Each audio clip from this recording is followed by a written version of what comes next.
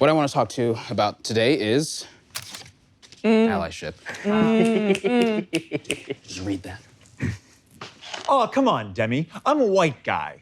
I came here to laugh. I didn't come here to be confronted with my position in the racial hegemony. Never said the word racial before. That's how good of an ally he is. Wow. He's never said the word He said Rachel. Rachel. Actually, I went to college with Rachel Hegemony. Look, I know it's not fun, but it's important. In these trying times, and no matter when you're watching this, I'm talking about right now. In these trying times, I think allyship is crucial, and I want everyone to have the ability to talk about it in a very real way, which is why I didn't want to do a comedic presentation today, and wanted to instead do a presentation on the cartoon characters that I believe are invited to the cookout. Yes. Hey, Demi. It's me again, the white guy. What's the cookout? That's a great question. Please stop interrupting. Now, the cookout, in a very literal sense, is a gathering place for black communities. In a proverbial sense, it's a place where black people and their allies can come together and share in a meal and talk about the issues plaguing our communities. If you hear the phrase, you're invited to the cookout, it's a good thing. Congratulations. It means that you've done something worth celebrating. If you've never heard the phrase in your life,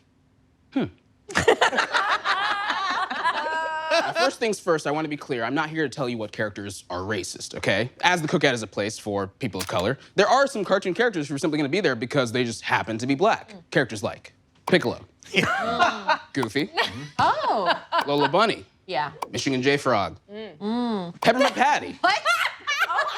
Rosie the Robot, and the Purple Ice Climber. Take one is a white Sicilian. Now that I've covered that and set a base, I want to talk about characters who are, in fact, invited to the cookout. And let me paint a picture for you real quick. The year's 1987, all right? Ronald Reagan is president. His policies are destroying marginalized communities, all right? Our music is considered dangerous. Our art is considered thuggish. And our language is considered brutish. But who steps up to the plate and shows white America that that is not the truth? Bart Simpson. Wow. Yes. Yeah. He raps. He does graffiti. And he has the wherewithal to stand up to authority and tell them they should not have a cow. Wow. That's right. And that is why Bart's invited to the cookout. Another character coming to the cookout? Garfield. Man loves lasagna and he hates Mondays. Why does he love lasagna so much? I think it's because it's the closest thing to soul food that this man and his white owner has ever enjoyed. I think he doesn't know what's out there. I think his mind will be blown by a green bean casserole. Why does he hate Mondays so much? I think it's because he's an anti-capitalist king. I think he knows that labor affects marginalized communities more than anyone else, and he wants it to stop. I think that's why he's so upset. I never thought of it like that. But now I see Garfield in a whole new light. It's me, the white guy again. I haven't heard my own voice in a while. Please stop interrupting. All right, next up, we have Splinter. I mean, Master Splinter. He found himself a nice place away from the hustle and bustle and racial inequities of New York City, and he opened up his house to 4 black teens. That's right, the Ninja Turtles are black. Raphael is mixed. Woody is coming to the cookout, and you know why? Because he's not gonna talk. He's gonna sit his white ass down and listen. Chico is coming to the cookout. Simple reason why. She's my wife. She drove me. Granny, coming to the cookout. She marched on Montgomery with MLK. There are photos, look it up. Squidward. Now he's invited to the cookout, but he's not gonna come. And that's why he's invited to the cookout. He doesn't wanna come. Some people think it's because he's grumpy. I think it's because he knows his place and he doesn't wanna intrude. All he wants to do is sit at home and play jazz, black, and make art that people simply don't understand. Very black. Now, the last person I think is invited to the cookout, the Grinch. Still presents from white people. That's praxis. However, there are a few cartoon characters who are not invited to the cookout, and I want to highlight these people because I believe that just because they're not invited doesn't mean that they can't change their ways.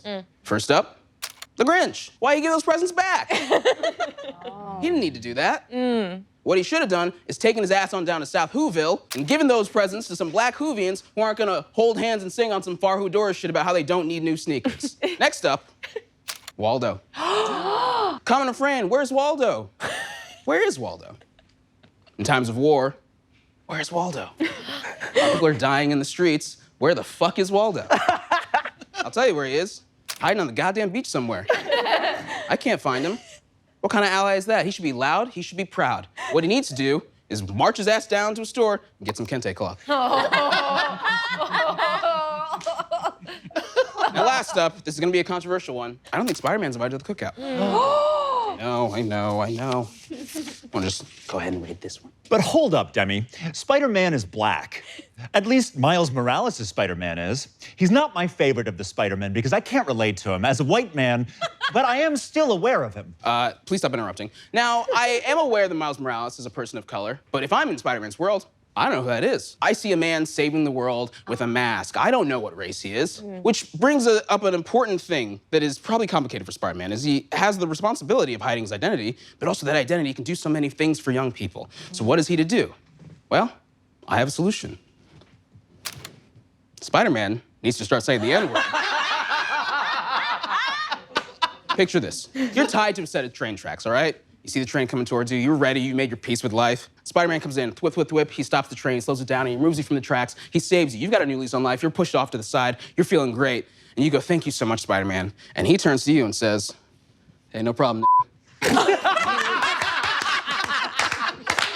you don't know what race Spider-Man is, but you're thinking, he must be black, right? He better be. He better be. And I think that's an experience that people of all races should have, which is why I believe Spider-Man has a responsibility to use all of the racial slurs available to him. Oh, no. Airtight. What does Grant's card say?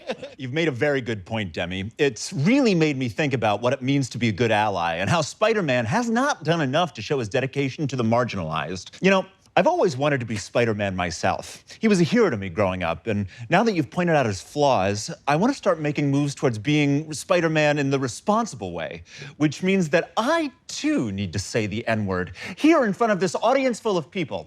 All right, here I go. Hey! That was not okay, and I'm hoping that the Dropout editors cut that out, that moment where he said it in front of all of us, just now. That was not okay. That was not okay. Thank you so much for your time. Demi, that was an incredibly enlightening presentation. Thank you. Is Shrek invited? Whoa. No. Can I ask why? It feels weird to me that Donkey, black, was pissing him off so much, you know? What's that about? Earlier in the slide, I saw that you had categorized Piccolo as black. Correct. I hear that a lot, but that has never really been explained to me. I think he's a good father. I think he's someone that's been stripped of identity in a way where he's found, like, community in the people around him, which I think is very black, and I think a lot of black people relate to him as a character in Dragon Ball Z, mostly on vibes. Sometimes you see yourself represented and they're green, not Shrek. If you had to invite a Looney Tune, who would it be? Taz. What? Oh, yeah. Interesting. Taz. I love him. 100%. So now it's just people you like. Because I'm like, Taz is gonna kind of go crazy, right? Will he, or will he know his place and just simply, you know, restrain himself? Right. A lot of faith in people knowing their place. I don't, okay, here's the thing, I think, Vibes-based. huh? It's vibes-based. Yeah, Taz was probably a problem child in school, which means he had ADHD, and you know that's not really treated well in marginalized communities. That's really so. beautiful. Yeah. I mean, And it would be cool for him to see himself on so many T-shirts. Yeah, also that. On so many, Yeah, he'd be like, whoa, it's me and my boy Bugs on every so many t-shirt. of my mom's T-shirts from Kmart. What cartoons do you think are performative allies? Ooh. Wow. I think the Minions are gonna post a black box with a caption that's like Bidu and then a fist, and I'm like, I don't. Banana. Yeah. I will never understand, but Bidu, I stand. Yeah. That kind of shit. I noticed there was a pretty glaring omission here. Mickey and Minnie. Whoa. yeah, well. Where are they? Not invited. Really? I, myself, personally, Demi Adejuyigbe, unaffiliated from Dropout, believe he's got a history that he's got to answer for. And it's been 100 years and he's quiet. He's on some, I don't know, type shit. And I'm like, no. Can I add something? Yes. I don't like his tone when he goes, oh boy. Who is he saying that Yeah, to? don't call me boy. Yeah. Okay, Demi, incredible job. Thank you so much for enlightening us. That was really great.